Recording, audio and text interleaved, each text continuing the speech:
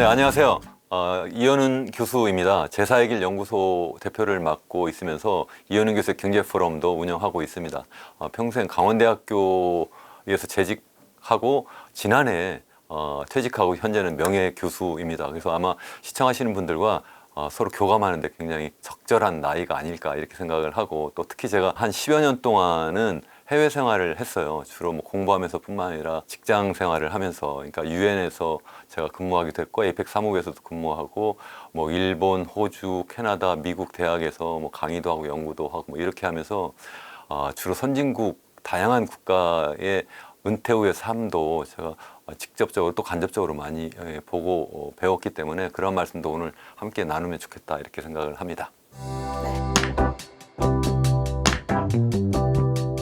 오래 사는 것은 축복인데 다만 아파서 오래 사는 것은 재앙이잖아요. 그래서 기왕이면 건강하고 또 뿐만 아니라 재정적으로도 여유롭게 이렇게 살 수만 있다면 그것은 정말 축복인데요. 그래서 그것을 젊었을 때부터 만들어야 되는데 문제는 우리나라가 그걸 잘 못하는 것 같아요. 그 이유가 너무 급속도로 경제 성장을 하다가 또 급속도로 지금 경제 하강기에 현재 접어들었고, 그러면서 또 수명은 굉장히 빠르게 또 증가하는 것이 또 사실이거든요. 그래서 전 세계에서 우리나라를 바라볼 때는 우리나라가 자살률이 제일 높다고 하잖아요. 전 세계 200개 나라 중에 한 4위 또는 5위 정도라고 하는데, OECD 국가만 대상으로 하면 우리나라가 단연코 1위예요. 그 이유가 왜 그렇겠어요? 노인 자살률이 제일 높아서 그래요. 그러니까 우리나라 자살률이 높은 것은 뭐 젊은 사람들 아니면 또 어린 사람들이 많이 자살해서라기보다는 나이 드신 분들이 자살을 많이 해서 그렇다. 그럼 왜 자살을 또 많이 하시느냐? 노인 빈곤율이 또 OECD 국가에서 가장 높아요. 그러니까 잘 사시는 분도 계시지만 많은 분들이 굉장히 어렵게 노후 생활을 한다는 거죠. 그것은 정말 재앙일 수밖에 없기 때문에, 그래서 미리부터 노후 생활을 잘 준비하셔야 된다, 그런 생각을 정말 절실히 하고 있습니다.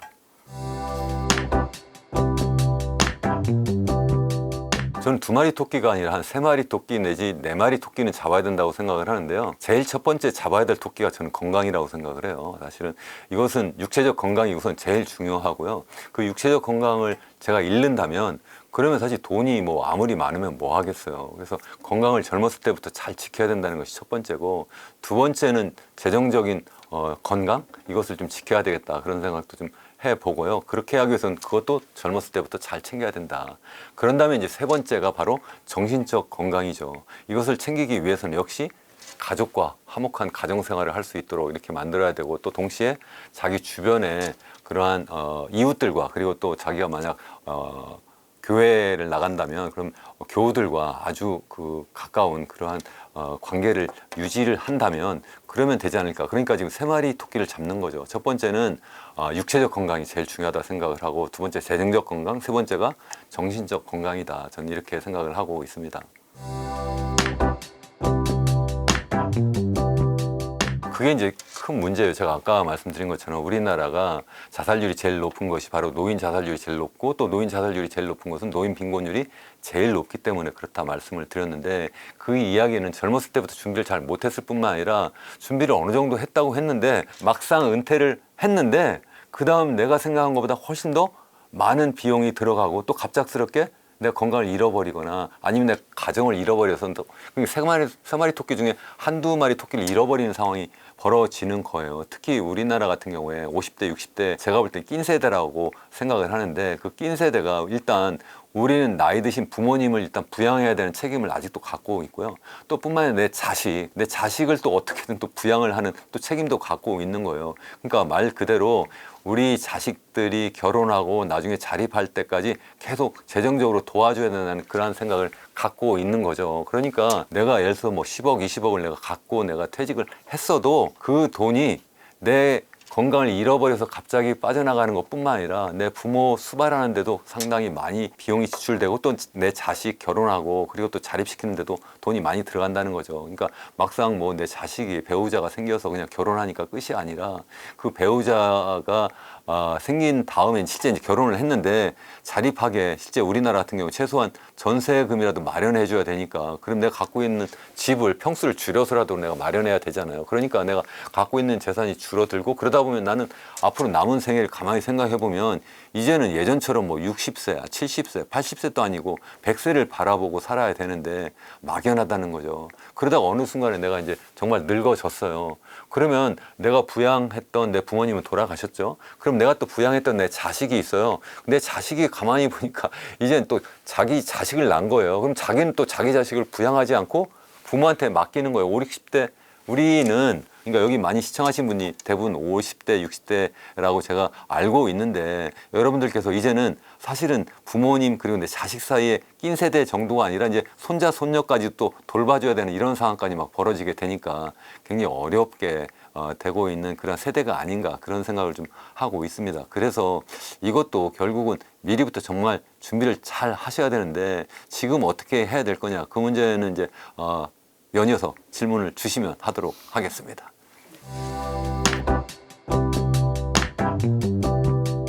저는 은퇴 후에 일을 해야 된다 말아야 된다 이렇게 뭐 그냥 단도직입적으로 이야기하는 것보다는 자기가 즐거운 일을 해야 된다 이렇게 생각을 해요. 그러니까 일도 다양한 일이 있잖아요. 어쩔 수 없이 내가 힘들게 내가 먹고 살아야 되기 때문에 하는 그런 일이 아니라 내가 정말 즐거워서 하는 일을 찾아서 그것도 내가 내가 50대에 내가 은퇴했으니까 저것도 10년 정도 일을 더 해야지 그 정도가 아니라 평생 내가 즐겁게 할 수 있는 일을 찾아야 된다. 저는 그렇게 생각을 정말 합니다. 이렇게 이야기하면 저거 뭐야 자기는 뭐 그러면 그렇게 하고 있는 거야 일단 그렇게 물어보시는 분이 계시고요. 두 번째는 자기는 뭐 그렇게 했다고 지금 다른 사람한테 그렇게 하라고 지금 강요하는 거냐 아니면 자랑하는 거냐 이렇게 말씀하시는 분도 계신데 저는 누구나 그것을 준비를 해야 된다. 누가 빨리 미리 준비를 잘 하느냐가 굉장히 중요하다고 생각을 해요.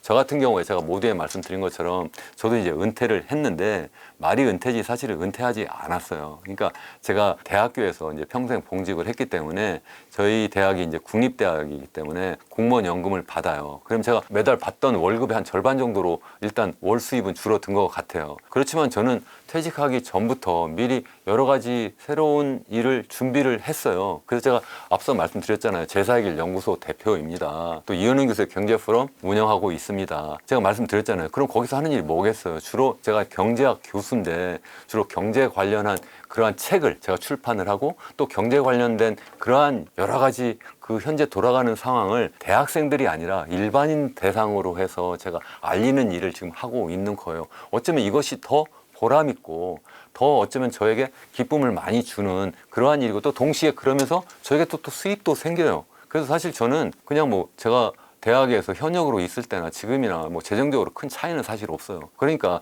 그렇게 좀 미리부터 준비를 하면 좋지 않을까. 그래서 제가 연구소 차렸거나 아니면은 유튜브 채널을 시작한 것이 제가 생각해 보면 퇴직하기 한 1년 전쯤부터 미리부터 준비를 했고요. 그러니까 지난해 8월에 은퇴를 했는데 지난해 2월부터 유튜브 채널을 시작을 했어요. 그렇지만 준비한 것은 그거보다도 한 6개월, 1년 전부터 이렇게 했으니까 미리부터 우리 준비한 것이 굉장히 잘했다 이런 생각도 되고 또 실제 제가 퇴임식 날 제가 우리 그 동료 교수들, 후배 교수들 그리고 옛날 제가 가르쳤던 제자들 많은 사람들 왔었고 또 그리고 우리 이제 재학생들도 많이 왔었는데 거기서 제가 한 이야기가 뭐냐면 우리가 퇴직이라고 하는 것이 영어로는 retire다, retirement라고 하는데 retire가 뭐냐? 타이어를 바꿔 낀다. 그래서 나는 그냥 퇴직한다고 해서 한자어로 퇴직하면 내 직업에서 내가 물러난다 이렇게 생각을 하지만 그게 아니라 내가 타이어를 바꿔서 새로운 인생을 살겠다.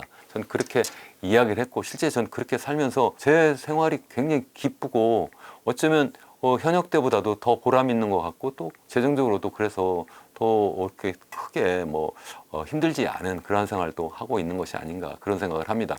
물론 모든 분이 다 대학 교수가 아니기 때문에 저는 상대적으로 굉장히 유리한 입장이긴 했어요.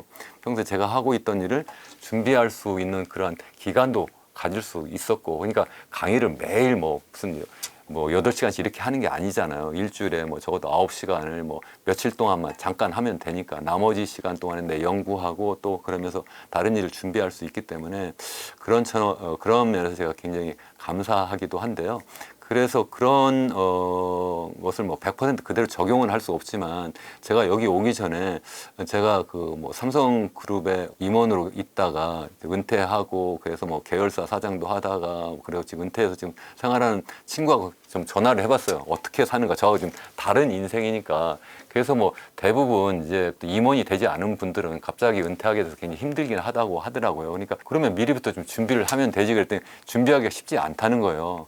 마지막까지 사실 그 시간을 완전히 전적으로 다 그 회사에게 사실 봉사하면서 거기에서 내가 월급도 받고 그러면 또 승진할 기회를 찾으려고 하는 거기 때문에 쉽지 않다. 그러다가 어느 날 갑자기 내가 승진이 안 되고 그러면 은퇴하는 수밖에 없다. 다만 이제 대기업 같은 경우에는 60세까지 버틸 수는 있다 그러더라고요. 그러니까 내 부하 직원이 나보다 지금 후배 직원이 내 상급자가 되더라도 그냥 꼭 잘 참기만 하면 그러면 피크제, 임금 피크제가 있어서 임금도 좀 줄어들고 나보다도 좀 후배가 나의 그 상급자가 돼도 그것만 잘 버티면 그래도 60세까지 견딜 수 있지 않느냐 이런 이야기를 하더라고요. 근데 쉽지는 않을 거다 이렇게 좀 생각을 하죠. 그래서 저라면 어쨌든 어려운 환경 속에서도 그래도 현재 지금 하고 있는 업무가 다 다양할 거 아니에요. 어떤 분은 기술직이고 어떤 분은 사무직이고 어떤 분은 뭐 사무직 중에서도 밖에 나가서 마케팅하거나 이런 분들 다양한데 그런 차원에서 어떻게든 내가 제2의 인생을 이것과 연계해서 그래서 새로운 타이어를 좀 바꿔 낄 수 있을까 계속 고민하고 실제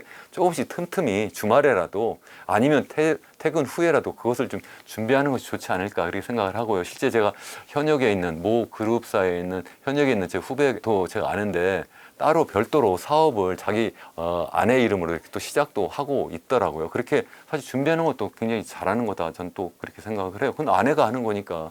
그러면서 관련한 업무를 사실 뭐 아내에게 자꾸 전수하고 이렇게 하면 또 되지 않을까 이런 생각도 하는데 제 말씀은 이 회사가 나의 평생 직장이다 이렇게 생각하는 경우가 있었잖아요.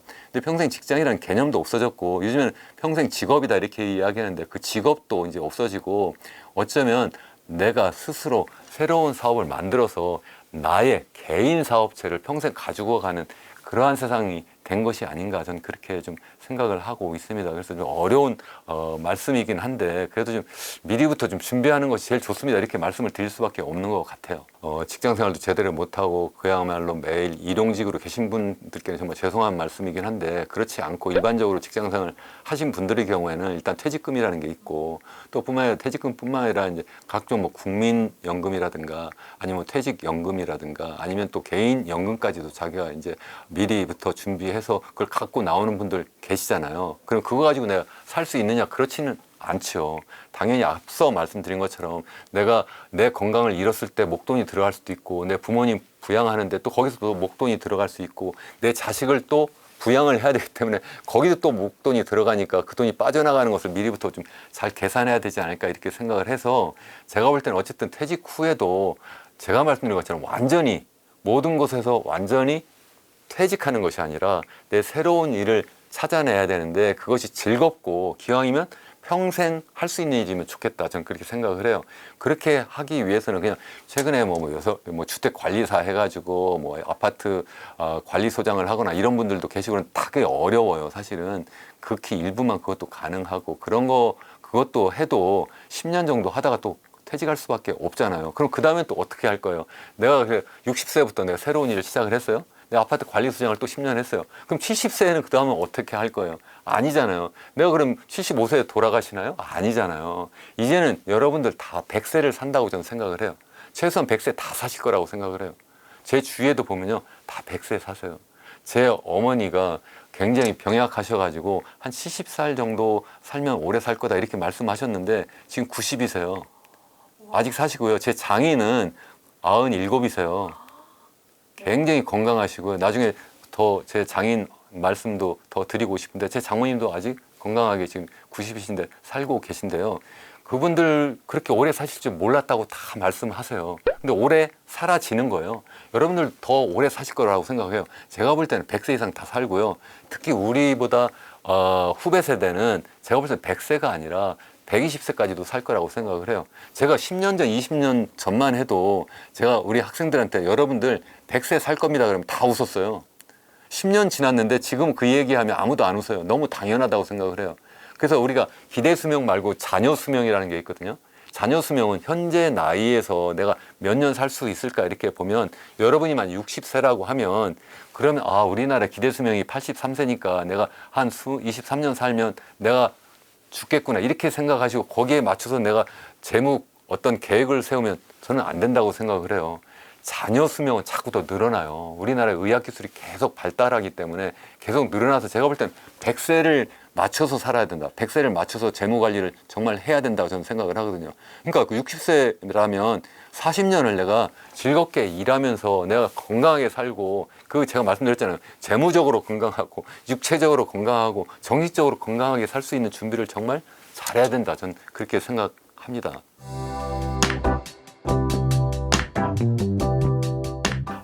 육체적으로 건강하셔야 되고 또 재정적으로 또 건강하셔야 되고 그리고 또 정서적으로도 건강하셔야 된다고 생각하거든요. 제 생각에 이제 정서적 건강이 어려운 경우가 굉장히 많아요. 요즘에는 이혼하는 경우도 굉장히 많고요. 또 퇴직 후에 많은 사람들과 이제 단절이 되기 때문에 그래서 또 굉장히 힘들어 하시는 분도 계신데 제가 드리고 싶은 말씀은 젊었을 때는 내가 혈기왕성해서 부부싸움도 하고 막 이혼도 해야지 말아야지 막 이렇게 하셨을 거 아니에요. 저도 그렇게 했는데 지금 생각해 보니까 이혼 안 하고 버티길 정말 잘했다 생각을 하고 앞으로도 잘 버텨야 되겠다 이렇게 생각을 하고 기왕이면 만화님을 잘 공주님처럼 여왕님처럼 잘 모시면 좋겠다 이런 생각도 좀 해보고요. 동시에 제 생각에는 옛날 친구를 계속 내가 죽을 때까지 가져가야 된다 이렇게 생각하지 마시고 계속 새로운 친구를 계속 사귀어야 된다 저는 생각을 해요. 그러니까 새로운 일도 만들어야 되고요. 그리고 또 새로운 친구도 계속 만들어야 된다고 생각해요. 다만 한 가지, 자기의 배우자는 바꾸지 않는 것이 제일 좋다. 혹시라도 바꾸면 그 배우자하고는 어쨌든 끝까지 가야 되니까 잘 모시고 살아라. 이것은 남자든 여자든 똑같아요. 바꿔봤자 결국은 그 나물에 그 밥이고 그 밥에 그 나물이에요. 그러니까 바꿔봤자 더 좋아지지도 않아요. 그러니까 잘 모시고 잘 사는 게 좋지 않을까 이런 생각을 하고요. 제가 볼 때는 어디서 사느냐도 굉장히 중요하고 등등한데 보통 즐겁게 사시는 분들 이렇게 말씀드리면 제가 일찍부터 제가 노후 준비를 했다고 했잖아요. 그러니까 은퇴하기 전에 내가 평생 즐겁게 할 수 있는 일이 뭘까를 생각을 하다가 내 경제학인데 우리 학생들만 가르칠 것이 아니라 우리 일반인들을 가르쳐야 되겠다. 그분들께 도움을 드려야 되겠다. 그럼 뭐냐? 그게 바로 유튜브인 거고요. 그래서 그게 뭐냐? 기왕이면 어려운 학술 논문보다는 이제는 일반인을 대상으로 한 그러한 책을 써야 되겠다. 그래서 코로나 터지고 2020년 그때는 집에서 사실은 강의를 해야 하니까 그때 온라인 강의를 처음 해본 거예요. 그래서 자연스럽게 제가 유튜브 강의가 준비가 된 거예요. 그때 줌을 통해서 이제 강의도 하게 되고 또 그러면서 코로나 이후에 새로운 세계 책도 쓰게 되고 그러면서 책을 거의 매년 한 권씩 쓴 것 같아요. 국내에서도 쓰고 해외에서도 출판하고 그래서 올해도 국내에서 절대위기 주식회사 대한민국 책도 쓰고요. 그리고 월드 사이언티픽 아주 유명한 국제적인 출판사에서 또 책을 하나 영문도 출판하고 그러는데 저는 제가 대학 교수라고 하는 그 직업은 일단 명예교수로 바뀌었지만 그렇다고 해서 제가 하고 있는 일이 더 달라지지 않았다고 생각을 해요. 다만 폭이 더 넓어졌다 이렇게 생각을 하고 그래서 일반인 대상으로 하고 또 세계 전체 우리 인류를 위해서 좀 봉사하면 좋겠다 이렇게 생각을 하고 있는데 그러한 준비를 좀 이렇게 잘 하시면 좋겠다 이렇게 생각을 하고 또 한 가지 제가 준비한 게 있는데요. 그게 뭐냐면 저는 서울에서 살다가 최근에 그러니까 몇 년 전에 교외로 이사를 했어요. 교외로 이사를 해서 거기에서 처음에는 전세로 한 3년 살다가 그러다가 아예 제가 집을 짓고 거기에서 살아요. 이게 저에게 엄청난 행복을 줘요. 그것 때문에 제가 건강하고 그것 때문에 그러니까 그 건강이라는 게 제가 말씀드렸잖아요. 재무적으로도 건강하고 그것 때문에 육체적으로 건강하고 그것 때문에 정신적으로 건강해요.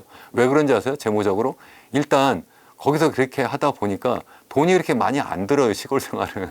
그러니까 실제 저는 뭐 그래도 사회생활을 많이 하니까 여기 이제 강의도 다니고 그러면서 실제 사회생활을 많이 해서 그런데 제 주변에 보시면 제가 사는 곳이 그렇게 멀지도 않아요. 제가 말씀드린 건 주로 뭐 시골로 낙향해라 이렇게 권하지는 않거든요. 주로 서울 생활권이라면 그러니까 서울에서 사셨다면 서울 생활권이어야 된다. 저는 이렇게 생각을 해요. 적어도 서울시 경계에서 30분 이상 벗어나면 안 된다.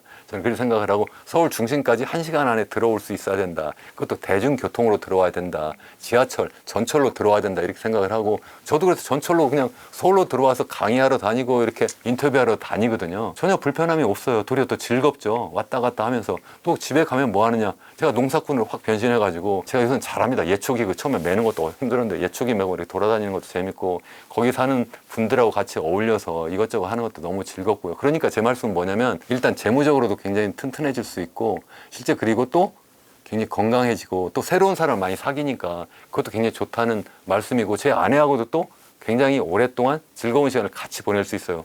왜냐면 같이 일어나서 아 오늘 막 우리 밭에 지금 꽃이 뭐 어떻게 됐는데 이거 뭐 뭘 심어야 되니 가끔 말다툼도 있어요.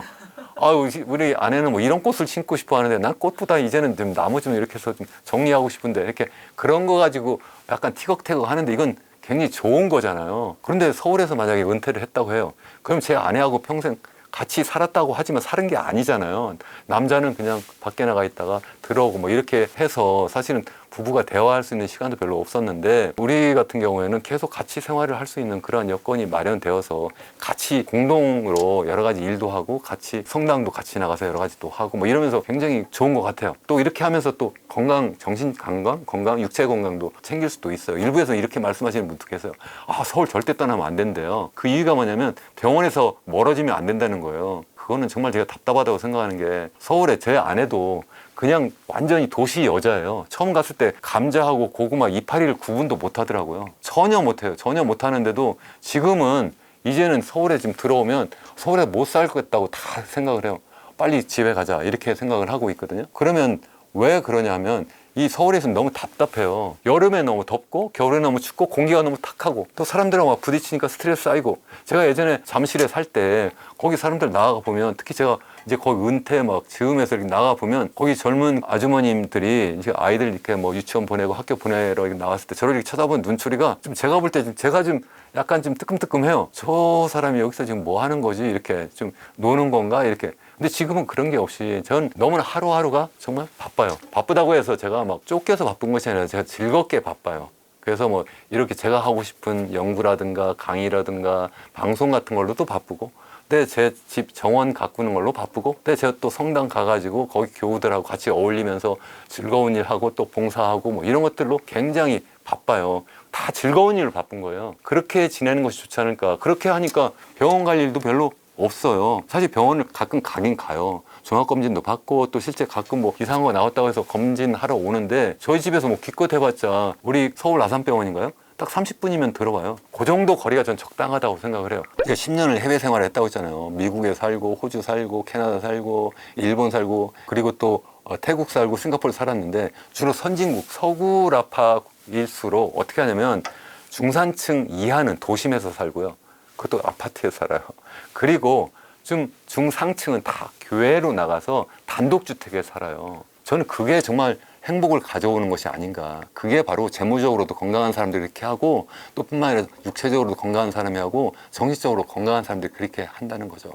그렇게 할 수 있어요. 저는 제가 볼 때는 그렇게 할 수 있는데 많은 분들이 제가 사실 오늘 이 방송 녹화하러 오기 전에 제가 관련한 여러 그 뭐 노인 시니어 준비하는 그런 여러 가지 채널이라든가 아니면 그런 강연도 제가 많이 들어봤거든요. 제가 들어볼 때는 좀 아닌 것 같다는 그런 말씀이 굉장히 많더라고요. 뭐 서울을 떠나지 마라, 뭐 병원 옆에 있어라, 뭐 집을 절대 팔지 마라, 뭐 이런 말씀 하시는데 저는 그렇게 생각하지 않아요. 저는 기왕이면 병원에서 멀리 떨어질 수 있도록 스스로 내가 건강을 지킬 수 있도록 만드는 여건으로 가야 되지 병원 옆에 있는데 거기가 완전히 보니까 막 엄청나게 그냥 매연도 심하고 스트레스 팍팍 쌓이는 곳이에요. 그럼 당연히 병원 자주 가겠죠.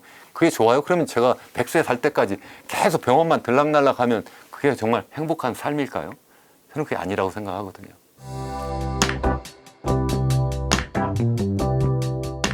10년 정도면요. 100년 전에는 100년에 해당되는 변화예요.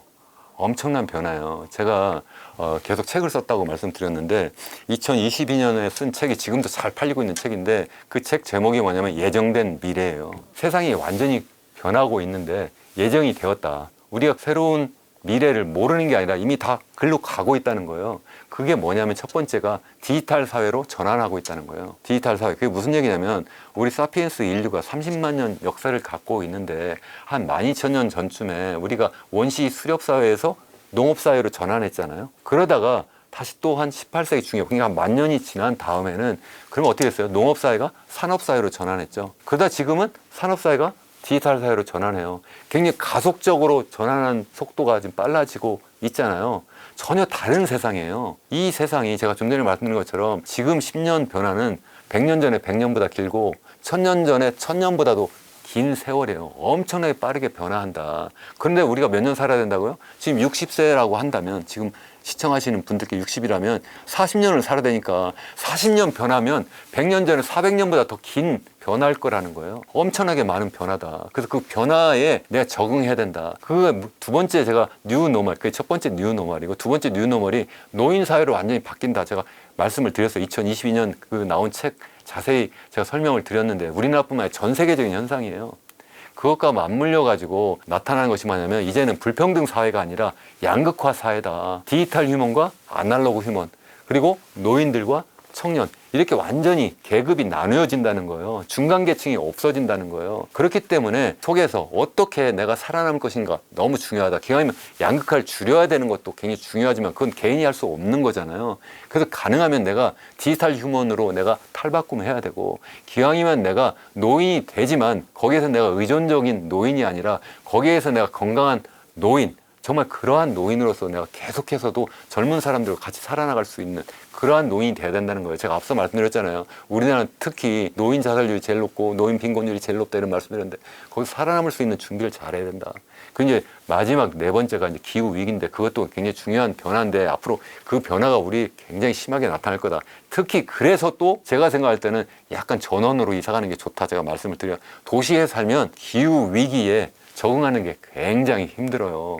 그래서 약간 좀 교회로 나가는 것도 굉장히 중요하다는 그렇게 생각을 하는데, 근데 그 변화에 내가 빠르게 적응해야 된다. 특히 그 중에 가장 중요한 것이 디지털 사회로 전환한다. 그래서 제가 말씀드렸잖아요.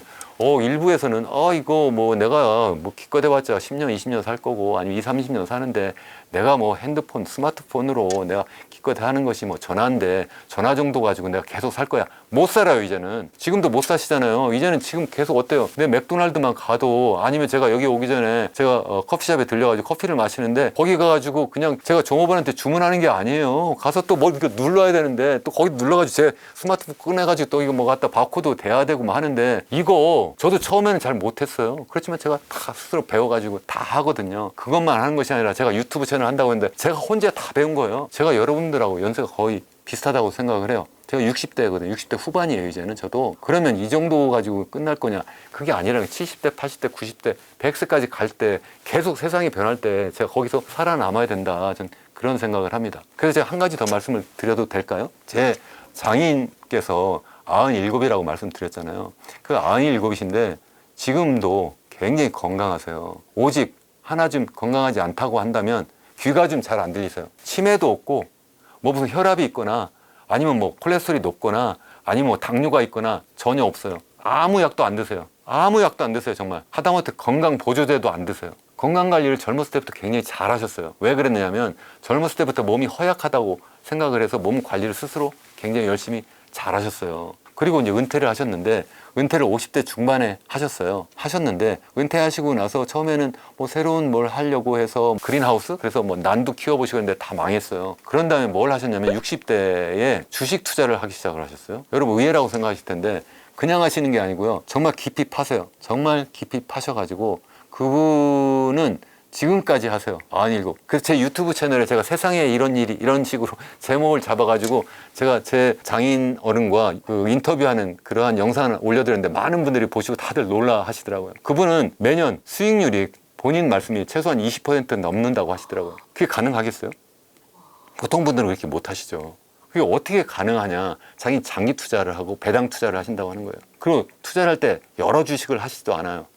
자기가 보실 때 이건 틀림없는 거야 하는 걸 갖다가 2개 내지 3개, 많아도 4개 이상 투자를 안 한다는 거예요. 많이 투자를 한다는 거는 자기가 자신 없기 때문에 공부 안 해서 그렇다는 거죠. 몇 개만 골라서 그거만 한다. 예를 들어서 내가 낚시하러 갔어요. 내 낚시하는 실력이 없으면 어떻게 해요? 여기저기 낚싯대를 늘어놓죠. 그럼 많이 잡나요? 아니죠. 진짜 실력 있는 사람은 그냥 딱 시간과 장소를 딱 골라서 거기에 그냥 낚싯대 한두 개만 딱 내려놓으면 거기서 고기 잡는 거예요. 이걸 하시는 거예요. 이거를. 정말 대단하신 분이에요. 정말 그분은 제가 평생 이분이 저에게 제가 가면 경제학을 제가 가르쳐 드리는 게 아니라 그분이 저한테 계속 세상 돌아가는 경제 이야기를 계속 하세요. 특히 이제 귀가 잘 안 들리시니까 더더욱 그런 면도 있는데 스스로 아주 그 나름대로의 세상 보는 철학이 있으세요. 실제 평생 공부를 많이 하신 것이, 그러니까 공부를 했다는 것이 실제 학교에서 공부하신 게 아니라 스스로 그냥 책을 많이 읽으셨는데 철학 책을 많이 읽으셨어요. 실제 공식 학력은 초등학교예요. 북한에서 월남하셨어요. 그랬는데 스스로 책 보고 공부하셔가지고 97세 될 때까지 아직도 주식 투자해요. 그래서 제가 평생 한 번도 제가 용돈을 드려본 적이 없는 것 같아요. 제 아내가 조금씩 드리는지 잘 모르겠는데 거의 안 드리고 도리어 무슨 명절 때가 되면 도리어 용돈을 주세요. 아, 이번 좀 돈 벌었는데 하면서 용돈을 조금씩 주세요. 정말 건강하게 잘 사시잖아요. 그러니까 제 말씀은 이거예요.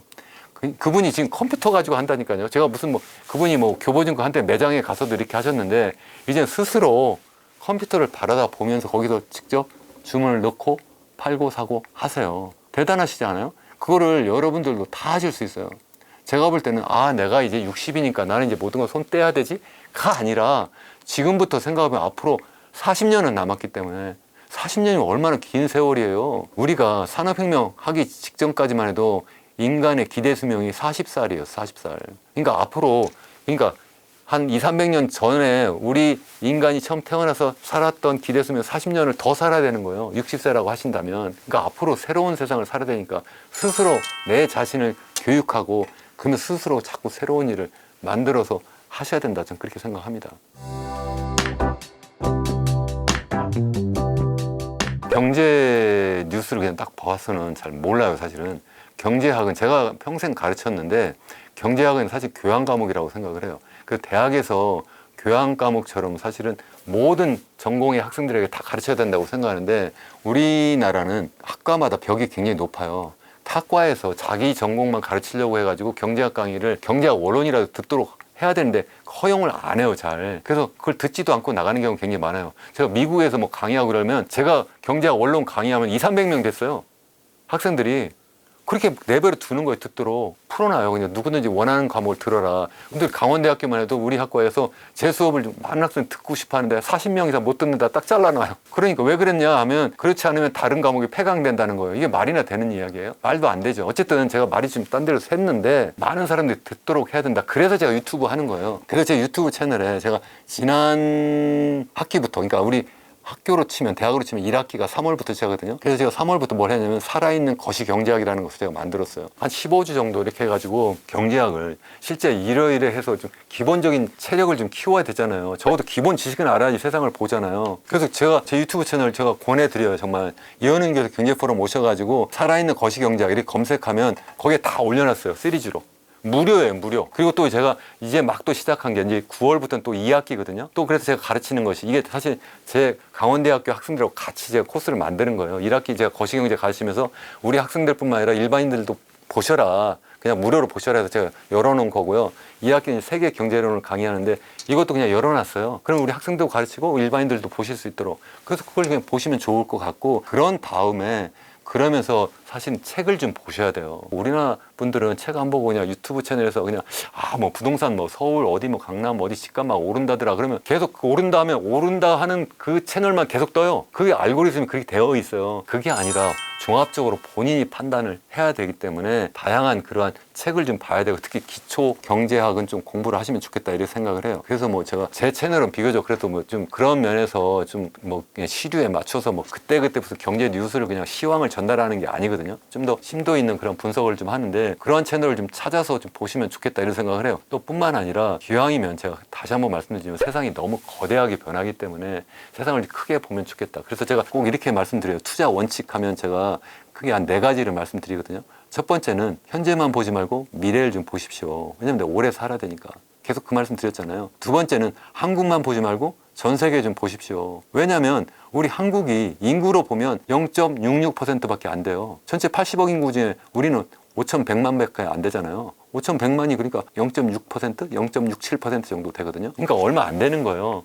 GDP 규모로 해도 1.7%밖에 안 돼요. 100이라고 한다면 1.7%만 우리나라인 거예요. 여기에다 모든 것을 다 걸고, 그래서 우리나라에서 그냥 알아서 내가 먹고 살겠다, 여기서 내가 볶고 지지고 이러면서 살겠다, 이러면은 정말 제가 볼 때는 세상을 잘못 사는 거라고 생각을 해요. 마치 조선시대에 내가 그냥 어디 저기 지방 어디에서 태어났어요, 내가 그냥 거기에서 내 평생 살 수 있어요? 아니잖아요. 한양도 올라가고 이렇게 전국을 무대로 살아야 되잖아요. 지금도 마찬가지다. 그래서 저는 특히 이제 시니어는 굉장히 어려우실 수도 있는데 지금도 늦지 않았다, 제가 계속 말씀을 드리는 거고요. 왜냐하면 앞으로도 40년 사셔야 되니까, 60세를 기준으로 한다면 지금부터 세상을 넓게 보면서 적어도 그렇게 사셔야 된다. 그러니까 일을 그렇게는 못해도 투자라도 미래를 바라보면서 투자하고, 뿐만 아니라 전 세계를 바라보면서 투자를 해야 된다는 거고, 우리나라 그래도 투자를 하는데 전혀 하지는 않는 것은 아니잖아요. 뭐 0.67% 뭐 아니면 1.7이니까 그 정도만 해라, 그런 뜻은 아니고, 우리가 살아야 되니까 집도 있어야 되고 하니까, 제가 볼 땐 우리나라 자산을 한 50% 정도는 갖고 있는다 치면 그 정도는 그래도 우리나라 뭐 적당하다고 생각을 합니다. 그 이상은 근데 뭐 사람마다 재산이 많지 않은 분도 계시고, 근데 뭐 절반을 해외 자산에 넣어라, 이것 좀 어려울 수도 있는데, 어쨌든 우리나라 어떤 자산에 내가 갖고 전부 투자를 한다고 해도 대부분 자산이 다 어디 가 있냐, 부동산에 다 가 있는 거예요. 70% 이상이 부동산이에요. 나머지 30%만 금융자산인 거예요. 미국은 정반대예요. 70%가 금융자산이고 30%만 부동산인 거예요. 그러니까 우리나라는 지나치게 부동산이 버블이고 주식시장은 지나치게 저평가되어 있다, 이렇게 이야기를 하는 거예요. 거기에 계속 불나방처럼 들어가가지고 나중에 폭삭 망하면 어떡할 거냐는 거예요. 그래서 지금이라도 제 생각할 땐 특히 우리나라 인구 고령화 전 세계에서 가장 빠르게 진행되고 있거든요. 그러니까 거기에서 제가 볼 때는 탈출을 할 준비를 하거나 탈출해야 된다고 생각을 하고 있는데, 그렇게 하려면 다 팔기가 좀 뭐하다면, 아까 말씀드렸잖아요. 절반 정도로 평수를 좀 줄이고, 그리고 나머지 절반 가지고 내 현금 마련해서 내가 노후 대비도 하고 약간 교회로 나가서 좀 편안한 그런 노후 생활을 좀 즐기면서 거기에서 재정적인 그리고 정신적인 육체적인 건강을 찾는 것이 좋지 않을까, 이렇게 말씀을 좀 드리는 거고요. 제가 3가지 말씀드렸어요. 그죠? 미래를 바라보고, 세계를 바라보고, 부동산만 바라보지 말고 다른 투자 자산 바라봐라. 마지막으로는 이것도 사실 쉽지 않거든요. 마지막 4번째, 스스로 공부 좀 하십시오. 스스로 판단해야 되지, 그냥 뭐 누가 이렇게 한다더라, 아 이현우 교수가 저렇게 이야기한다, 그럴듯하네, 아 그럼 당장 내가 전원으로 가야 되지, 이렇게 하시면 또 망해요. 공부를 하셔야 된다. 많이 가서 스스로 바라보고, 사람들 만나보고, 스스로 책도 보고 공부를 많이 하셔야 되는 거고요. 또 그래서 투자하는 것도 마찬가지로 미래를 바라본다는데 도대체 뭐 하라는 거야, 아니면 세계를 바라는데 뭐 하라는 거야. 제가 볼 때는 뭐 미래를 만드는, 정말 이 디지털 사회를 만드는, 아니 기후위기를 정말 앞장서서 막아내는, 아니면 노인 사회에 정말 적절한 그런 새로운 산업들이 있거든요. 그런 산업에 선봉장을 쓰는 그런 기업에 가서 내가 일을 하거나, 일을 하기 힘들다면 거기에 주인만 되면 되거든. 주인 되는 게 뭐예요? 거기 그 회사들의 주식만 사면 되는 거예요. 너무 간단하지 않아요? 우리 학생들한테 제가 그렇게 얘기해요. 거기에서 니들 취직을 해라. 근데 그건 굉장히 어렵다. 그러면 더 쉬운 방법이 있다. 취직하면 거의 종업원밖에 안 되지만 주식 사면 내가 거기 주인이 된다. 주인이 되는 방법이 있잖아요. 그 방법을 쓰셔라. 제가 그런 말씀을 꼭 드리고 싶습니다. 저는 이 한국 부동산 시장은 전 세계적으로 볼 때 정말 비정상이라고 생각을 해요. 서울 기준으로 볼 때 소득 대비 주택 가격이 평균 90제곱미터 아파트, 방 3개짜리 아파트가 소득 대비로 27배예요. 그러니까 평균적인 가계소득이 27년을 모아야 산다. 뉴욕이 얼마냐? 14배밖에 안 돼요. 그럼 뭐 런던이라든가 아니면 전 세계 뭐 선진국 비싸다는 도시들도 전부 다 절반밖에 안 되고요. 그리고 다른 대부분의 도시는 3분의 1밖에 안 돼요. 지나치게 이게 고평가가 되어 있는 거예요. 왜 그게 가능하겠어요? 정부가 그렇게 만들어 놓은 거거든요. 근데 이것도 계속 갈 수가 없다. 가계부채가 너무나 많기 때문에. 우리나라 가계부채는요, OECD 국가 중에 단연코 1위예요. 특히 우리나라는 이 전세 보증금이라는 게 있잖아요. 이게 개인 간에 돈을 빌려주고 빌려받은 거잖아요. 이것까지 포함시켜야 되거든요. 그럼 우리나라는 GDP 대비 130% 정도 내외인데, 이 정도면 OECD 국가 중에 단연코 1위예요. 이게 터지더라도 크게 터질 수 있다는 거예요.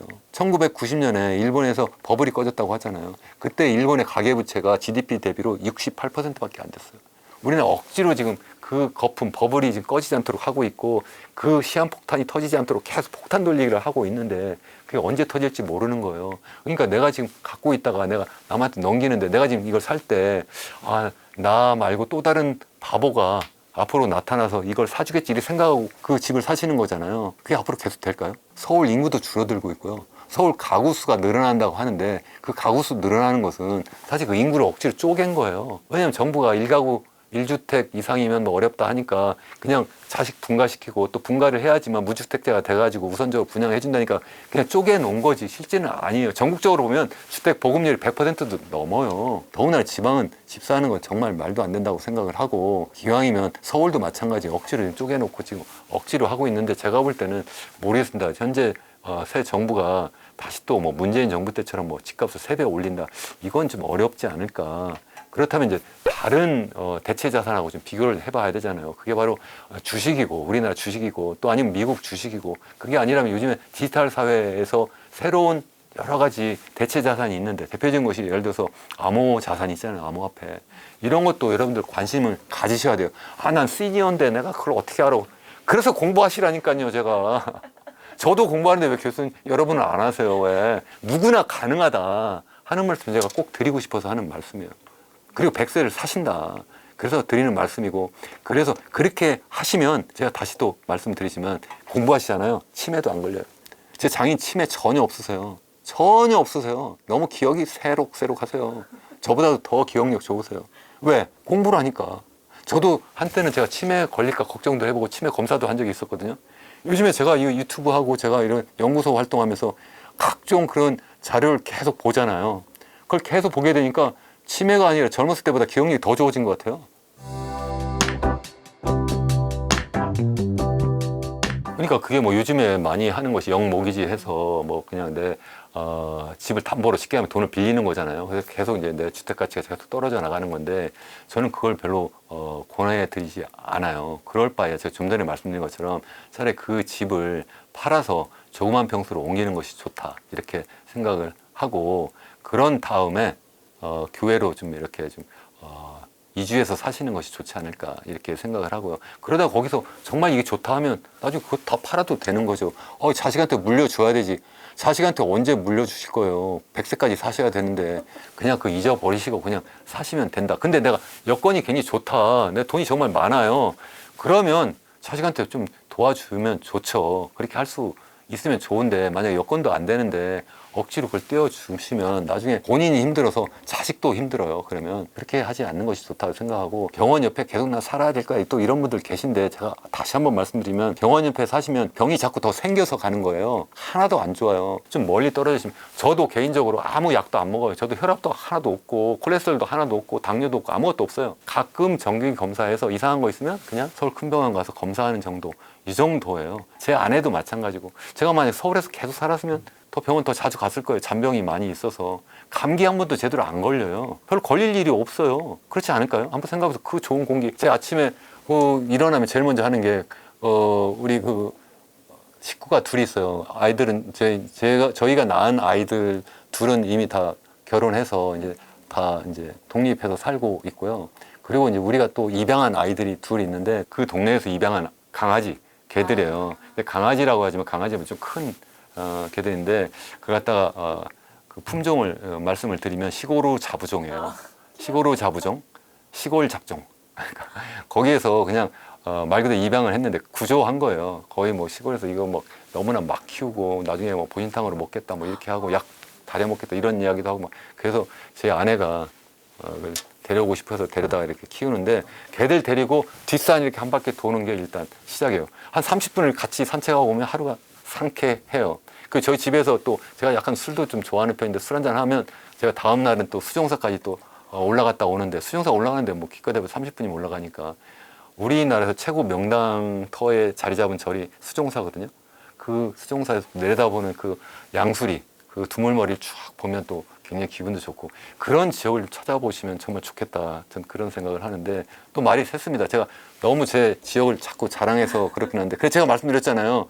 전원인 TV를 해보고 싶다. 그래서 저희 지역 주민에 그런 분들이 굉장히 많으세요. 그래서 인터뷰 좀 하면서 그리고 또 거기서 강아지 키우는 재미 또 우리 제 아내가 이렇게 뭐 그 들고양이들 밥 먹이고 뭐 이런 것도 많아요. 뭐 그런 거 하는 거 아니면 뭐 거기서 뭐 꽃 키우는 거 거기에서 뭐 이렇게 뭐 그 여러 가지 뭐 농사지면서 일어나는 에피소드 이런 거 좀 찍으면 많은 분들이 보시지 않을까. 괜히 딱딱한 경제 TV보다 이런 생각도 해보는데 오늘 이러한 영상을 통해서도 간접적으로 제 마음을 좀 전달을 했으면 좋겠다 이런 생각 해봅니다.